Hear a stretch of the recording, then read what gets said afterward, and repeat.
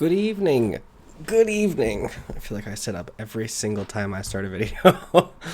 Hello. How's it going? Today we're going to be talking about my experience with the stock market as a retail trader, I guess is the term. I don't have a 401k. I don't have a robo advisor. I don't have a traditional advisor. I just put money into Webull and I put it places. So, okay. So let's talk about it a little bit. First off, let's start off with the big question that you would have if you were watching this, which is I have currently technically made nothing. In the 2-ish years, 3 years? I don't know, 2-ish years that I've been doing this, I've made zero overall across the board profit and loss. Like my profit and losses statement right now is negative. Not much, but it is negative. So I suppose if you were to think of like in the sense of like inflation, I might have made some money, but technically as far as the numbers go, I have not. So there's no like secret tricks here. This is just me talking about my experience with the stock market. So the reason that I started, which I never really thought that I was going to get into doing like retail trading or really anything. My work doesn't offer a 401k. I could get a solo 401k, but I don't know, didn't really want to. Plus, I wasn't a huge fan of locking up my money in something. So this was like sort of a happy medium for me in being able to actually still access it if I needed to. I could just liquidate all my shit and just take it right out. So yeah, back when I started, my coworkers were getting into retail trading to try to make like pennies, like try to get into a stock. Like the way that day trading works, I suppose, like, and some people, do that for a living. But yeah, I that was I guess the thing. They were like, just put in $150 and then, try to turn that into more by like slowly like buying low and selling high, like at a fast rate, short-term capital gains territory. So that's what I did. I tried that for a little bit, lost most of my money. There was one stock, let me pull up my stuff so I can sort of use that as a resource. There was one stock that I made, I think $60 off of.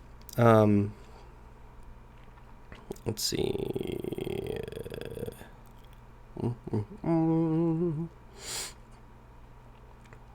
I've only ever really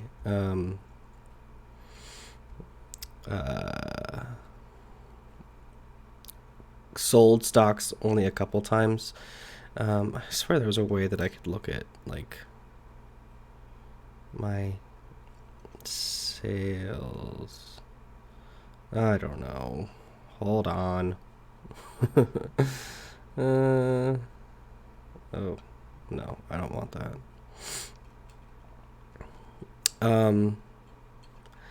But yeah, there was one stock that I sort of like I bought in at and sold for like a $60 profit. But if you were to take that money, add it to then my account, and then where am I at currently? I'm still negative. Here it is. I have realized profits of $64.69 in the history of my trading. So that means that at a certain point I made $64 and I sold those stocks, but I didn't take the money out or anything. I just kept it in the account and kept playing with it, really. So today I am negative $41.49 in the past 2 and some odd years that I've been doing this. I have not actually made a considerable amount of money off of my decisions. So yeah, I tried the short-term game for a little bit, kind of lost interest in that. And then there was a point where, because like at first it was a game, so it was like gambling basically, which I've never really been a huge fan of either per se. But I also wasn't I wasn't really looking for to like get into the stock market ecosystem and like understanding companies and the way that they like, like when to know when to buy and when to sell and all that shit. Like, it just in that kind of fast pace that way. I had no interest in that really. So yeah, I I didn't do very well at that. Shocker. Lost a good amount of money that way too.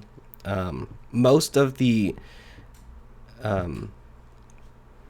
money that I've gained back, like, because all the stocks that I bought during that time period, they're all bad. Like, I'm all negative on them. I haven't sold them, so they're technically not realized losses. They're just pending losses, basically.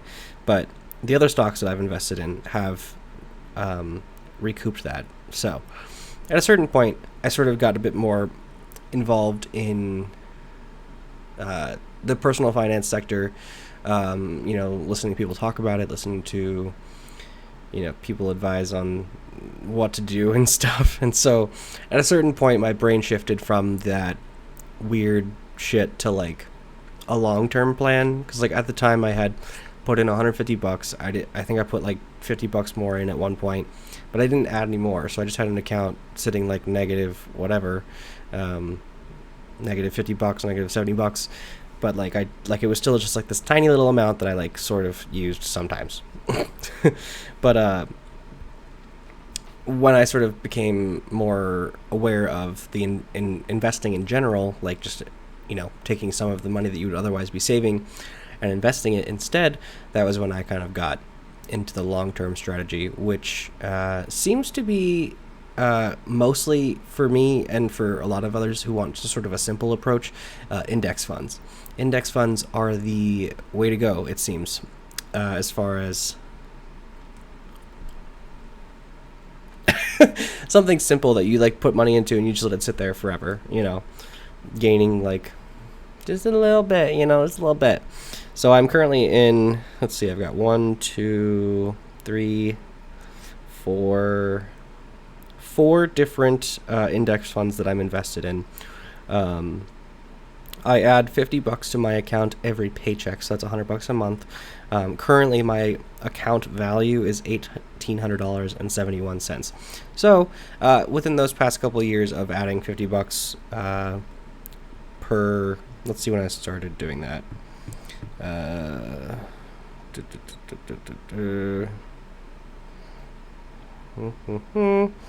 It looks like I started February of last year, so it's been a little over a year now since I started doing $50 per paycheck. Sometimes a little bit more, but at least $50 per paycheck. So yeah, that has now accrued me $1,800.71. My open profits and losses is $106. So then when you take that and subtract it from my realized profits and losses, it leaves you with the balance of negative $41. So the overall history of my entire account, I am still negative $41 in. So I suppose if you were to say like inflation is 8%, right? So 1870 times 0.08% is, I guess I'm slightly beating inflation because 8% of $1,870 is $149. So since I'm only at 41, I'm technically beating inflation a little bit there, but again, these are kind of weird. Inflation is a weird concept to like account for. I mean, I guess like there's people who do that, but I'm saying like me personally, like trying to account for that. Like my savings account, for example, has an APR of I think like 3 point something or even 4 now. So technically, I mean, my savings account is paying me for keeping money in savings. It's just not very much, and I guess in theory, the value of that money goes down. But I mean, we're talking about pulling it out and paying for things now that cost more than they used to. So it's like, it kind of doesn't, it's hard to like see that, I guess. Yeah, my interest rate right now is 3.68. So I've made $40 in interest on just my savings account alone this year. So anyway, yeah. All of my index funds, though, those are probably the only reason that I am so close to like being not completely shit fucked as far as negative goes. Like I'm in PHO, which is the Invesco Water Resource Index Fund. I'm up $24 in that. I'm in the Vanguard Information Technology Index Fund, VGT, which I'm up $31 in that. I do have a shit ton in NULV, which is actually like largely consumer brands like Coca-Cola and stuff. I didn't realize that at first. I thought it was a whole different thing. I have like a fucking I have a 24% position on that company or on that index fund, which means 24% of my portfolio currently is that one stock. So not the greatest. I've been slowly working that down since then because I was buying like only that for so long, and then it was like 37% of my portfolio, so I haven't been buying any more, which kind of sucks because I'm negative $25 on that. That one's a slow mover though. I'm also more heavily invested in HP, like the company HP, which is HPE. That's their ticker. And then also Dutch Bros. Dutch Bros went public, I think it was like September of last year. When was it? No, it was actually September of 2021. So it's been over a year now. Dutch Bros is probably the most volatile stock I have in my portfolio. It goes up and down so fast. It's usually my biggest driver or loss in any given day. Like right now, today was negative $9, which is the most loss that I have for today's profits and losses. So yeah, it's a really volatile one. Right now I'm negative $42 in Dutch Bros, but that it pivots very quickly, so it's neither here nor there. HP has been a HPE, the ticker, which is HP, has been a extremely stable one. It doesn't move very much. It's usually always moving in the positive direction, though. I'm currently up $33 in that, which is 19% increase. So definitely recommend HP as far as if you're like looking for like a single stock to invest in. HP is a really solid one. Other than that, though, the PHO, the Invesco Water Resource Supply or Water Resource Index Fund, whatever, is also a very solid one. It's just a slow mover, but almost always in the right direction. So, I mean, shocker, water. But yeah, I'm up 13% in that one. Vanguard is also good. That one I've been sort of kind of back and forth on too. VGT and SPY, which everyone knows SPY.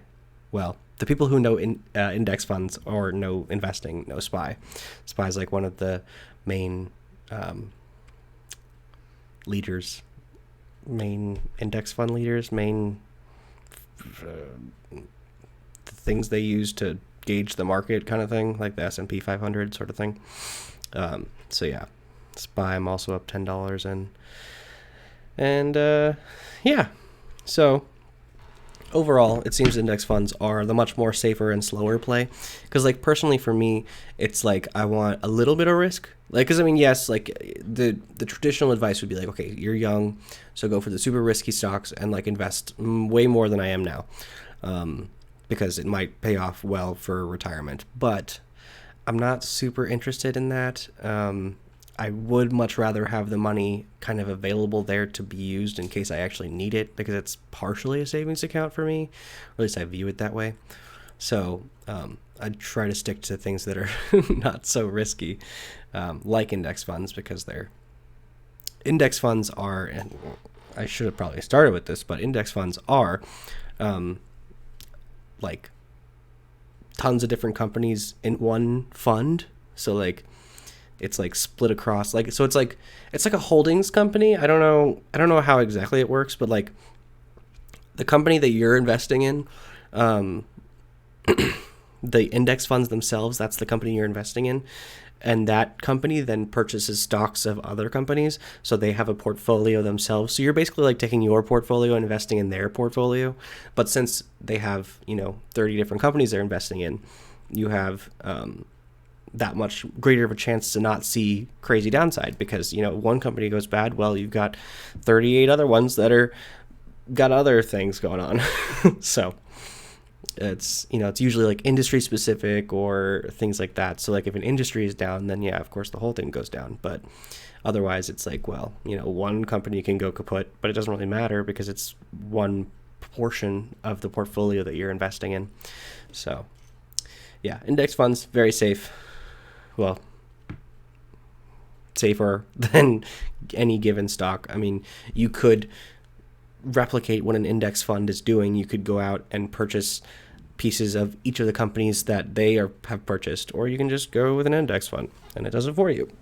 So yeah, that is my experience with the stock market.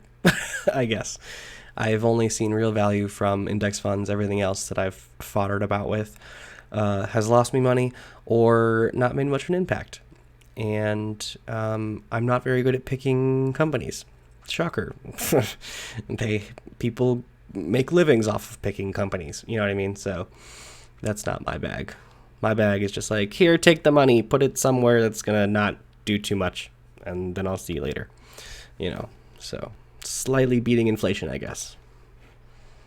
Oh, light died. Anyway, so that is my experience with the stock market. I hope that gives you a little bit of insight onto how things work, maybe in the stock market, if you're new to it, or if you're just curious about, what kind of things that I'm invested in. That is that. I would definitely recommend PHO. That's a good one. And so is HP, even though that's just one company, but they are pretty solid, man. They're pretty solid.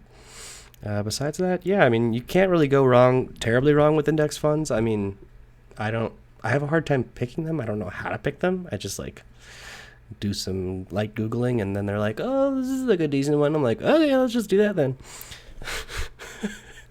I don't know. Anyway, that's it. I got nothing else.